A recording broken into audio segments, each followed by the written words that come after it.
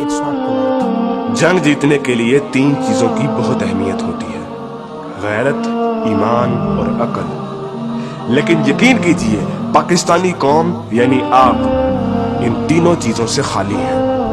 आज मैं आपको मायूस नहीं करूंगा, बल्कि आप लोगों को हकीकत दिखाऊंगा, आप लोगों को आईना दिखाऊंगा। आप लोग वो कौम है कि जिनके इंतहाई संगीन और परेशान कुन हालात में जब आपकी शहरत काटी जा रही थी, तब भी पाकिस्तान के यूट्यूब पर ट्रेंडिंग में ड्रामे और गाने थे। क्या गज़वा हिंद की पेशनगोई इस कौम के लिए की गई थी कि जिसकी 80% आबादी हराम खाती और कमाती है, जिनके पेट में हराम होता है, जिस कौम की 90% आबादी झूठ बोलती है, गाहक को चीज की खामियां और नुक्स बताए बगैर बेच देती है और इसको अक्लमंदी समझती है, जिस कौम की बेटियां टिकटॉक पर नाचती हैं और इस कौम के शाहीन उन्हें बड़ी खुशी से देखते हैं। और यही बेटियां और बेटे जब वालिदैन बनेंगे तो सिवाय नाचने वालों के और क्या पैदा करेंगे, और ये माएँ क्या तरबियत करेंगी। हकीकत तो ये है कि बेगैरत हिंदू और यहूदी नहीं, बेगैरत आप हैं। आप पाकिस्तानी बेगैरत हैं। आप लोग वो कौम हैं जो वैसे तो सारा साल इमाम हुसैन के मुकद्दस नारे लगाती रहेगी, लेकिन जब वाकई में कश्मीर मैदान करबला बनेगा तो सारी कौम वही कुफा वाले बन जाएंगे जिन्होंने इमाम हुसैन से कहा था कि आप आए, हम आपका साथ देंगे, लेकिन जब वक्त आया तो कोई अपने घर से नहीं निकला। फिर ये लोग तालिबान की मिसालें देते हैं कि तालिबान के पास कुछ भी नहीं था, कोई असबाब नहीं थे, लेकिन अल्लाह ने उन्हें फिर भी फतह दी। मुझे हैरत है कि ये किस मुंह से तालिबान की बात करते हैं। तालिबान को अल्लाह ने फतह दी थी तो उनकी गैरत, उनके ईमान, उनके तवक्कल, उनकी जिद्दोजहद, उनकी कुर्बानियों, उनके अज़म, उनके इस्तक़लाल और उनकी जिहाद की बिना पर। ना तो उनकी बेटियां टिकटॉक पर नाचती थी, ना उनके बेटे गेम ऑफ थ्रोन्स और गानों और फिल्मों के शदाई थे, ना वो हराम खाते थे और ना ही वो नमाज कज़ा करते थे। कश्मीरी तो बेवकूफ है कि उन्होंने इस कौम से सारी उम्मीदें लगाई हुई हैं, जिस कौम के नौजवान मुजाहिद भी हैं और मुफ्ती भी हैं, लेकिन सिर्फ फेसबुक, ट्विटर और इंस्टाग्राम के। बल्कि लोग नौजवानों को और इस यूथ को बहुत सराहते हैं, कहते हैं कि ये पाकिस्तान का एसेट है, लेकिन मैं ये कहता हूँ कि ये नौजवान लानत है। इस वक्त पाकिस्तान की तकरीबन तमाम यूनिवर्सिटीज फहाशी, फहशगोई, गलाजत, नशा, इश्क व माशूकी का अड्डा बनी हुई है। इन नौजवानों ने इस्लाम को मजाक बना दिया है।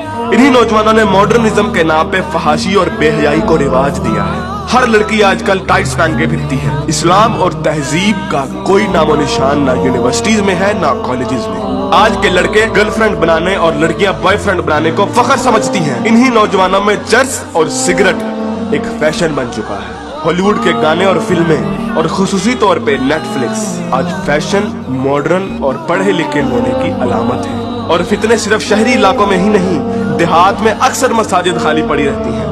बमुश्किल किसी मस्जिद में एक सफ से ज्यादा नमाजी होते हैं। और झूठ, शरीकेबाजी, बदला और फसाद जितना देहात में होता है उतना तो शहरों में भी नहीं होता। अक्सर कॉलेजेस और यूनिवर्सिटीज के असातिज़ा फहश किस्म की जुगते लगाते हैं और बच्चों को बजाय अखलाकियात की तालीम देने के खुद बद अखलाकी की मिसाल बने होते हैं। और ऐसा क्यों ना हो, जब टीचर 45 मिनट पढ़ाने के पैसे ले लेता है लेकिन 20 मिनट पढ़ाता है और बाकी टाइम या तो मोबाइल पे गुजारता है या जुगतबाजी में या मजाक करने में, तो जब असातिज़ा तक के पेट में हराम की कमाई होगी तो वो क्या अखलाक सिखाएंगे। और सबसे बढ़कर हम जिन्स परस्ती और लौंडेबाजी पे बने हुए मजाक इस कदर आम हो चुके हैं, इस कदर आम हो चुके हैं कि सोशल मीडिया पर चलने वाले बिलावल भुट्टो और शेख रशीद की मीम्स इस कदर आम हो गई हैं कि जैसे ये कोई मसला ही नहीं, जैसे ये कोई खिलाफे इस्लाम, खिलाफे तहजीब कोई बात ही नहीं। ये फितना मजाक मजाक में इस कदर आम हो गया है कि अब तो कोई स्कूल, कोई कॉलेज, कोई यूनिवर्सिटी से मुस्तस्ना नहीं। जिस कौम के बच्चे 12-12, 13-13 साल की उम्र में स्कूलों से ही फहाशी और पोर्नोग्राफी के मरीज बन जाते हैं, तो क्या वो हवस के पुजारी नहीं बनेंगे? ऐसी जगह ज़ैनब जैसे केस सामने नहीं आएंगे तो और क्या होगा?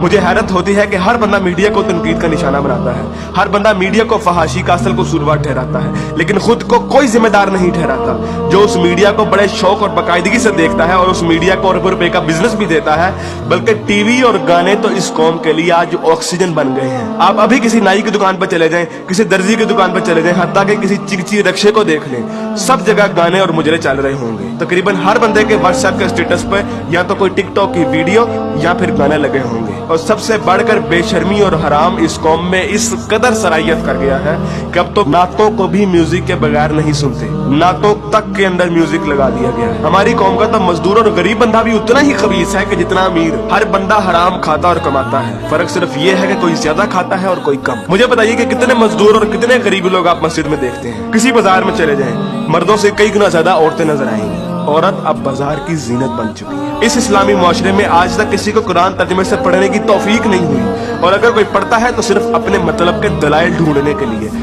बरेलवी कुरान खोलते हैं तो ईद मिलादुन नबी को सही साबित करने के लिए, शिया कुरान खोलते हैं तो जुलूस और मातम को सही साबित करने के लिए, तबलीगी जमात वाले कुरान खोलते हैं तो सिर्फ तबलीग के दलाइल ढूंढने के लिए, औरतें कुरान खोलती हैं तो मर्दों को निगाहें नीची करने वाली आयत दिखाने के लिए, और मर्द कुरान खोलते हैं तो औरतों को पर्दा करने वाली आयत दिखाने के लिए। और बहुत सी अवाम तो ऐसी है कि जो सिर्फ और सिर्फ वजीफे करने के लिए कुरान खोलती है। यानी इन लोगों ने कुरान को अल्लाह की किताब नहीं बल्कि टेलीफोन डायरेक्टरी बना दिया है।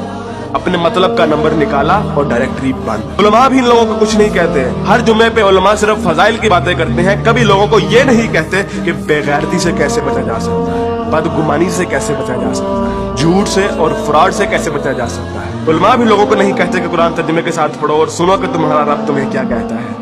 और यकीन कीजिए कि जब आप कुरान तर्जुमे के साथ पढ़ेंगे तो आपको अंदाजा होगा कि एक बार सुभान अल्लाह या 100 बार कलमा पढ़ने से जन्नत नहीं मिलनी। अमल करना पड़ता है, अमल। लेकिन हमारे मीठे मीठे उलमा और मुबल्लिग सिर्फ और सिर्फ मोहब्बतें बांटने पर जन्नतों का वीजा दे देते हैं। जिस मुल्क में दुनिया में सबसे ज्यादा ईद मिलादुन नबी मनाई जाती हो, मुहर्रम के जुलूस निकलते हो, तबलीगी जमात वाले तबलीग करते हो, वही मुल्क दुनिया में करप्शन और झूठ और हराम कमाने में सबसे आगे है। तुम लोग कुर्बानी के लिए जानवर भी लेते हो तो सिर्फ लोगों को दिखाने के लिए, अपना स्टेटस कायम करने के लिए। यकीन कीजिए असल गद्दार आप हैं। कायद आजम अल्लामा इकबाल और 50 लाख शोहदा के लहू से गद्दारी की है आपने, पाकिस्तान से गद्दारी की है आपने, और सबसे बढ़कर अल्लाह और उसके रसूल से गद्दारी की है आपने। गज़वा उहद में जब सहाबा ने हुजूर अकरम सल्लल्लाहु अलैहि वसल्लम की एक छोटी सी नाफरमानी की थी, तो उस छोटी सी नाफरमानी की बिना पर अल्लाह ने मुसलमानों को बहुत बड़ी शिकस्त दी। हालांकि वो सहाबा थे और अल्लाह के रसूल भी उनमें मौजूद थे।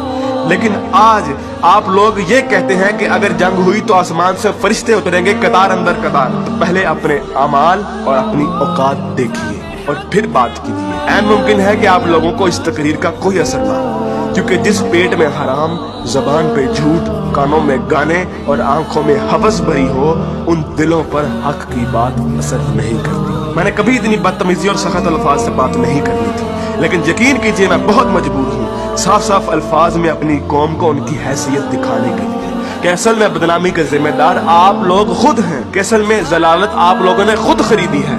ना तो आप कुरान के मोमिन हैं, ना इकबाल के शाहीन।